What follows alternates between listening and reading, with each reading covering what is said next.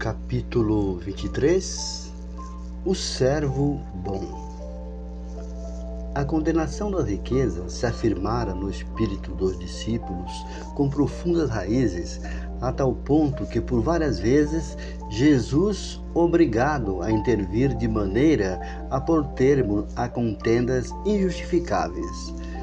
De vez em quando, Tadeu parecia querer impor aos assistentes das pregações do lago a entrega de todos os bens aos necessitados. Filipe não vacilava em afiançar que ninguém deveria possuir mais que uma camisa, constituindo uma obrigação tudo dividir com os infortunados, privando-se cada qual do indispensável à vida. E quando o pobre nos surge somente nas aparências, replicava judiciosamente Levi: conheço homens abastados que choram na coleteria de Cafarnaum como miseráveis mendigos, apenas com o fim de se eximirem dos impostos. Sei de outros que estendem as mãos à caridade pública e são proprietários de terras dilatadas. Estaríamos edificando o reino de Deus se favorecêssemos a exploração? Tudo isso é verdade, redarguia Simão Pedro. Entretanto, Deus nos inspirará sempre nos momentos oportunos, e não é por essa razão que devemos abandonar os realmente desamparados. Levi, porém, não se dava por vencido e retrucava: a necessidade sincera deve ser objeto incessante de nosso carinhoso interesse, mas, tratando-se dos falsos mendigos, é preciso considerar que a palavra de Deus nos tem vindo pelo Mestre, que nunca se cansa de nos aconselhar vigilância. É imprescindível não viciarmos os sentimentos de piedade a ponto de prejudicarmos os nossos irmãos no caminho da vida. O antigo cobrador de imposto expunha assim a sua maneira de ver, mas Filipe, agarrando-se à letra dos ensinos, obtemperava com ênfase: continuarei acreditando que é mais fácil a passagem de um camelo pelo fundo de uma agulha do que a entrada de um rico no reino do céu. Jesus não participava dessas discussões, porém sentia as dúvidas que pairavam no coração dos seus discípulos e, deixando-os entregues aos seus próprios raciocínios, guardava oportunidade para um esclarecimento geral. Passava-se o tempo e as pequenas controvérsias continuavam acesas. Chegara, porém, o dia em que o Mestre se ausentaria da Galiléia para a derradeira viagem a Jerusalém. A sua última ida a Jericó, antes do suplício, era aguardada com curiosidade imensa. Grandes multidões se apeavam nas estradas. Um publicano abastado, de nome de Zaqueu, conhecia o renome do Mestre e desejava vê-lo.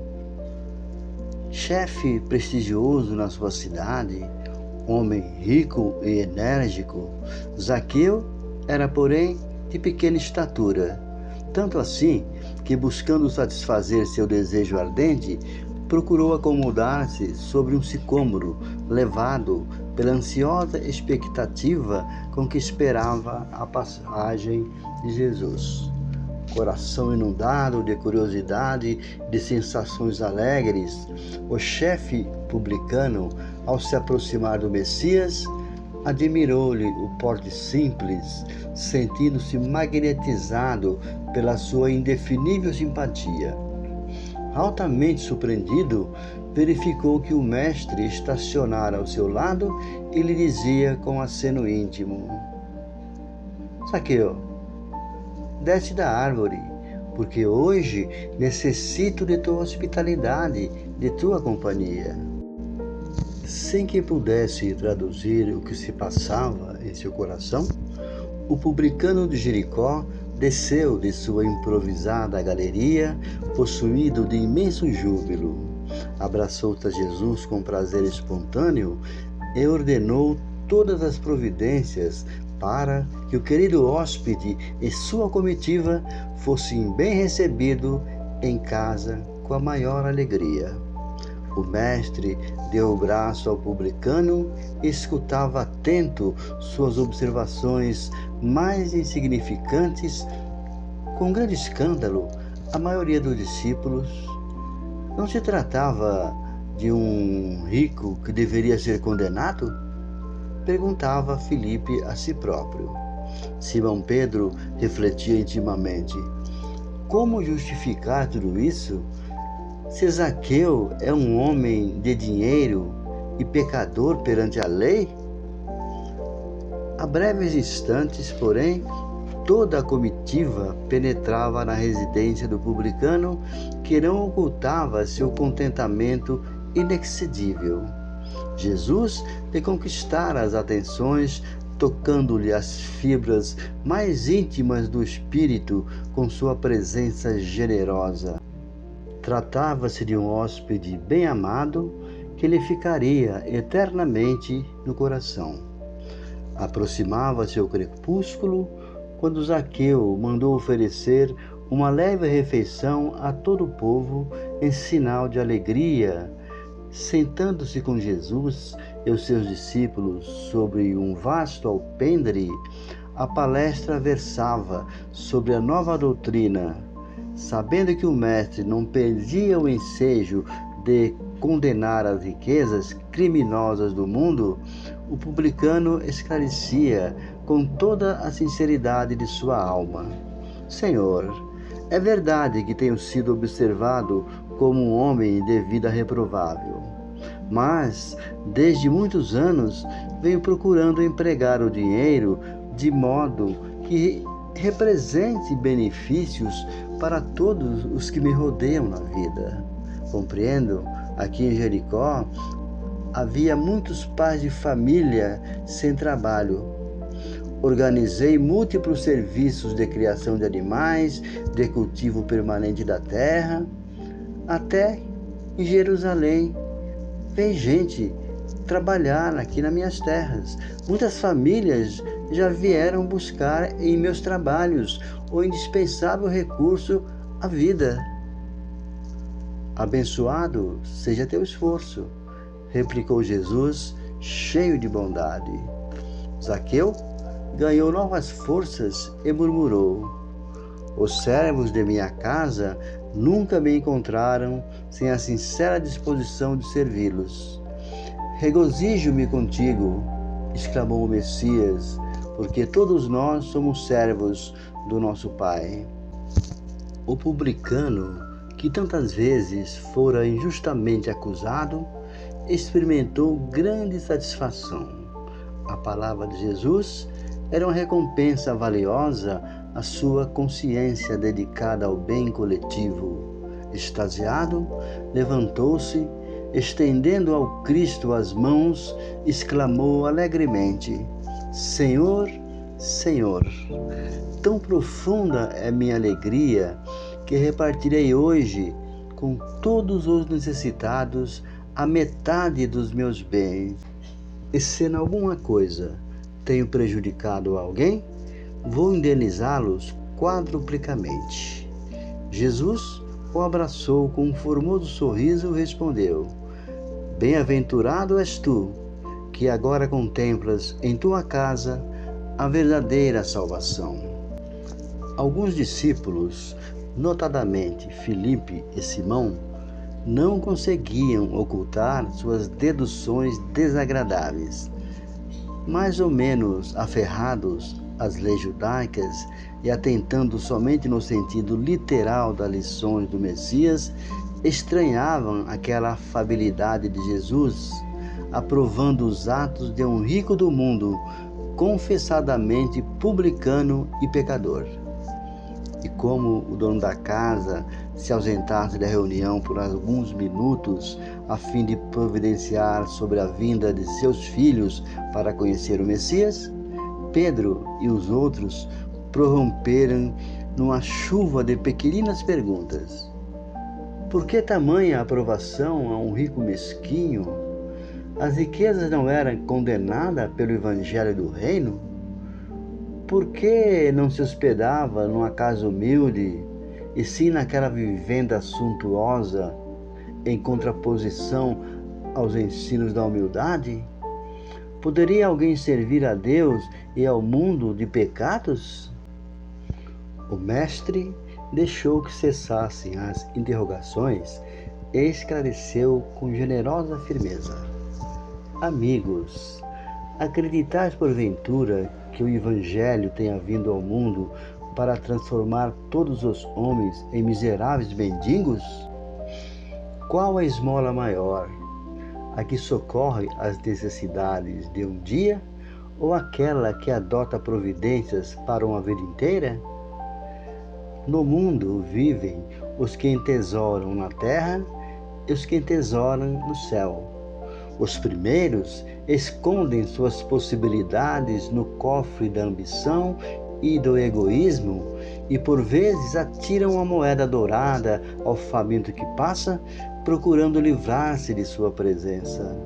Os segundos ligam suas existências à vida numerosas, fazendo de seus servos e dos auxiliares de esforço a continuação de sua própria família. Estes últimos sabem empregar o sagrado depósito de Deus e são seus mordomos fiéis à face do mundo. Os apóstolos ouviram-no espantados. Filipe, desejoso de se justificar depois da argumentação incisiva do Cristo, exclamou: Senhor, eu não compreendia bem porque trazia o meu pensamento fixado nos pobres que a vossa bondade me ensinou a amar. Entretanto, Filipe, elucidou o mestre, é necessário não nos perdermos em viciações do sentimento. Nunca ouviste falar numa terra pobre, numa árvore pobre, em animais desamparados? E acima de tudo, nesses quadros da natureza a que Zaqueu procura atender, não vês o homem, nosso irmão? Qual será o mais infeliz? O mendigo sem responsabilidade, a não ser de sua própria manutenção? Ou um pai carregado de filhinhos a lhe pedirem pão? Como André observava, com grande brilho nos olhos, maravilhado com suas explicações, o mestre acentuou: Sim, amigos, ditosos os que repartirem os seus bens com os pobres, mas bem-aventurados também os que consagrarem suas possibilidades aos movimentos da vida, cientes de que o mundo é um grande necessitado e que sabem assim servir a Deus com as riquezas que lhe foram confiadas. Em seguida, Zaqueu mandou servir uma mesa grande ao Senhor e aos seus discípulos, onde Jesus partiu o pão, partilhando do contentamento geral, impulsionado por um júbilo insupitável. O chefe publicano do Jericó apresentou seus filhos a Jesus e mandou que os seus servos festejassem aquela noite memorável para o seu coração. Nos terreiros amplos da casa, crianças e velhos felizes cantavam hinos de cariciosa aventura, enquanto jovens em grande número tocavam flautas, enchendo de harmonia o ambiente. Foi então que Jesus, reunido a todos, contou a formosa parábola dos talentos, conforme a narrativa dos apóstolos, e foi também que pousando o seu olhar enternecido e generoso sobre a figura de Zaqueu, seus lábios divinos pronunciaram as imorredoras palavras: Bem-aventurado sejas tu, servo bom e fiel. Final do capítulo 23. Capítulo 24. A ilusão do discípulo. Jesus havia chegado a Jerusalém sob uma chuva de flores. De tarde, após a consagração popular, caminhavam Tiago e Judas lado a lado por uma estrada antiga, marginada de oliveiras, que conduzia às casinhas alegres de Betânia. Judas Iscariotes deixava transparecer no semblante íntima inquietação, enquanto, no olhar sereno, o filho de Zebedeu fulgurava as luzes suave e branda que consola o coração das almas crentes. Tiago, exclamou Judas, entre ansioso e atormentado. Não achas que o mestre é demasiado simples e bom para quebrar o jugo tirânico que pesa sobre Israel, abolindo a escravidão que oprime o povo eleito de Deus? Mas, replicou o interpelado, poderias admitir no mestre a disposição destruidora de um guerreiro do mundo? Não tanto assim. Contudo, tenho a impressão de que o Messias não considera as oportunidades. Ainda hoje vive em atenção reclamada por doutores da lei que se fizeram sentir a inutilidade das pregações evangélicas, sempre levadas a efeito entre as pessoas mais ignorantes e desclassificadas. Ora, as reivindicações do nosso povo exigem um condutor enérgico e altivo. Israel, retrucou o filho de Zebedeu, de olhar sereno, sempre teve orientadores revolucionários. O Messias, porém, vem efetuar a verdadeira revolução, edificando o seu reino sobre os corações e as almas mais necessitadas. Judas sorriu, algo irônico, e acrescentou: mas poderemos esperar renovações sem conseguirmos o interesse e a atenção dos homens poderosos? E quem haverá mais poderoso que Deus, de quem o Mestre é o enviado divino? Em face dessa invocação, Judas mordeu os lábios, mas prosseguiu: não concordo com os princípios de nação e creio que o Evangelho somente poderá vencer com o amparo de prepostos de César ou das autoridades administrativas de Jerusalém que governam o nosso destino. Acompanhando o Mestre nas suas pregações em Cesareia, em Sebaste, em Corazim e Besaída, quanto das suas ausências de Cafarnaum, jamais ouvi interessado em conquistar a atenção dos homens mais altamente colocados na vida. É certo que de seus lábios divinos sempre brotaram a verdade e o amor por toda parte, mas observei somente leprosos e cegos, pobres e ignorantes, abeirando-se de nossa fonte. Jesus, porém, nos esclareceu, obtemperou Tiago com brandura, que seu reino não é deste mundo.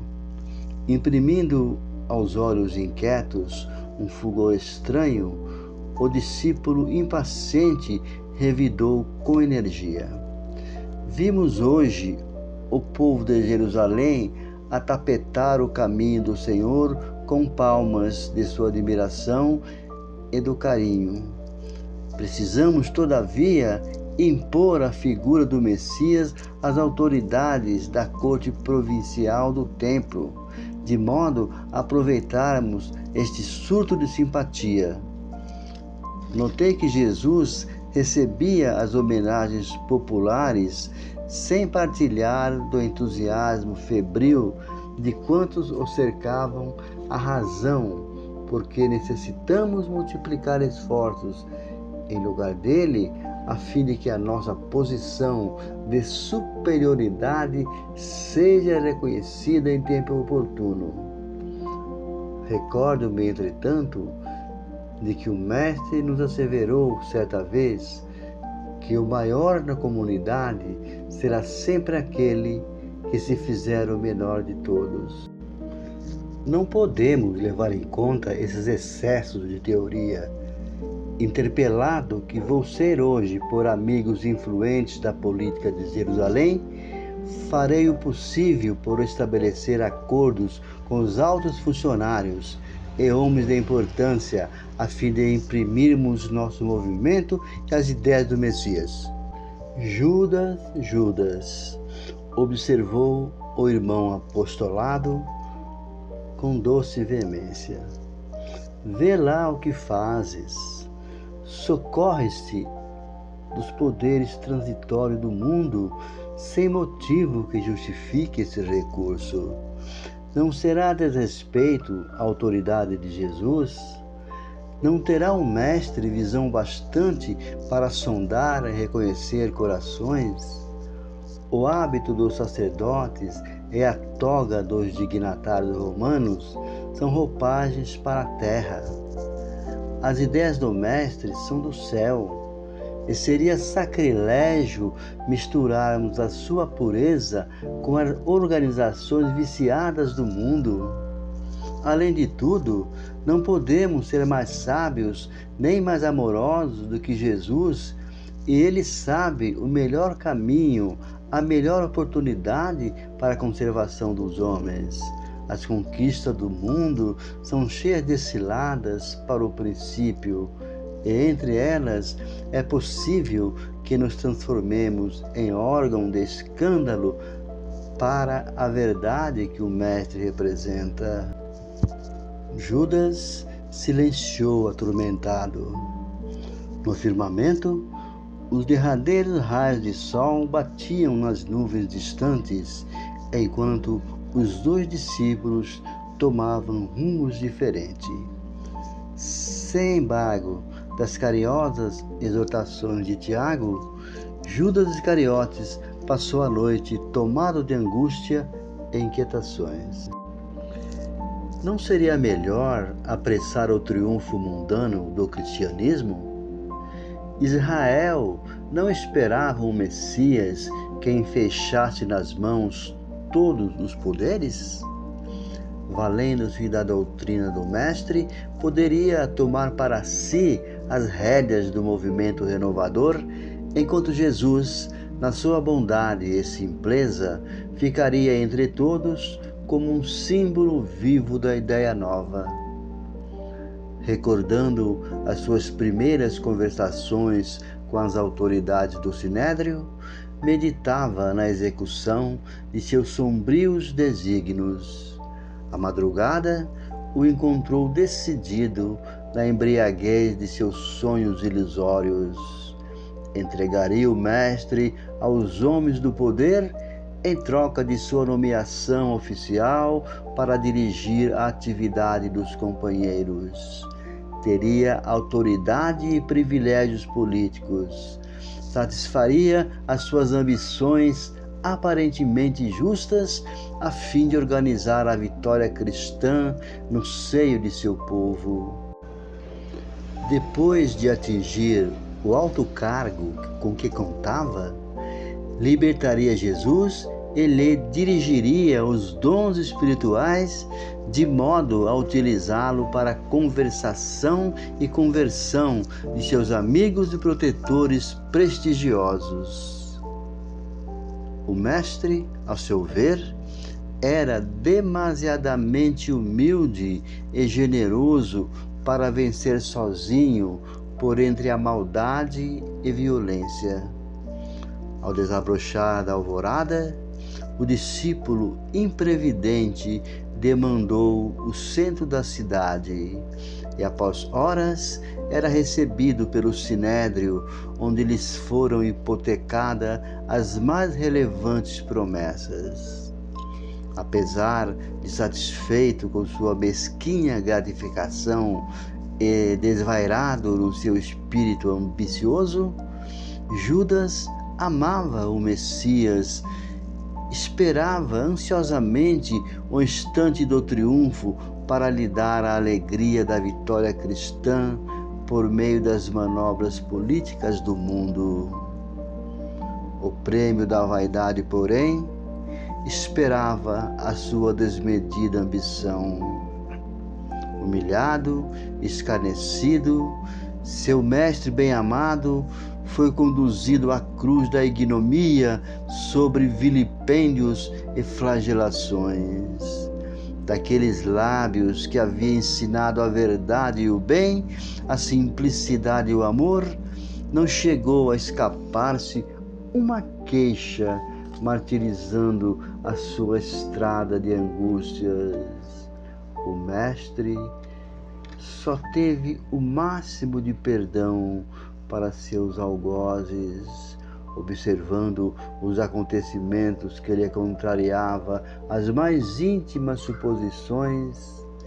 Judas Iscariotes se dirigiu a Caifás, reclamando o cumprimento de suas promessas. Os sacerdotes, porém, ouvindo as palavras tardias, sorriram com sarcasmo. Debalde recorreu à sua prestigiosa relação de amizade. Teve de reconhecer a afabilidade das promessas humanas. Atormentado e aflito, buscou os companheiros de fé, encontrou-os vencidos e humilhados. Pareceu-lhe, porém, descobrir em cada olhar a mesma exprobação silenciosa e dolorida. Já se havia escoado a hora sexta em que o Mestre expirara na cruz, implorando perdão para seus verdugos. De longe, Judas contemplou todas as cenas angustiosas e humilhantes do Calvário.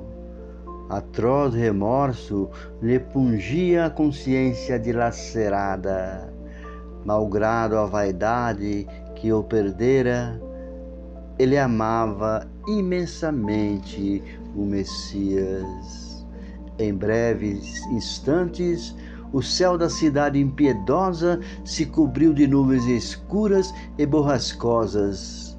O mau discípulo, com um oceano de dor na consciência, peregrinou em derredor do casario maldito, acalentando o propósito de deserdar do mundo, numa suprema traição aos compromissos mais sagrados de sua vida.